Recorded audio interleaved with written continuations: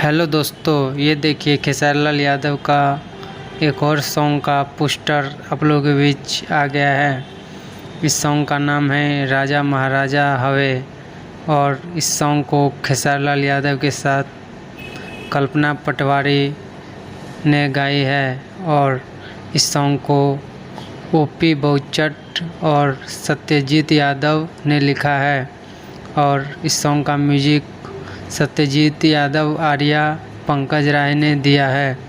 आप लोगों के बीच इस सॉन्ग को 18 तारीख को 6:15 में रिलीज़ किया जाएगा आर्या एंटरटेनमेंट प्रेजेंट पर। और इस सॉन्ग में रानी एक्ट्रेस और मैंगो मैन नज़र आएंगे आप लोगों के बीच वीडियो में। तो आप लोग तैयार रहिए 18 तारीख को सुबह। बाकी आप लोगों के अपडेट कैसा लगा कमेंट बॉक्स में बताइए। मैं मिलता हूँ आप लोगों से अगले वीडियो में अगले अपडेट के साथ। धन्यवाद।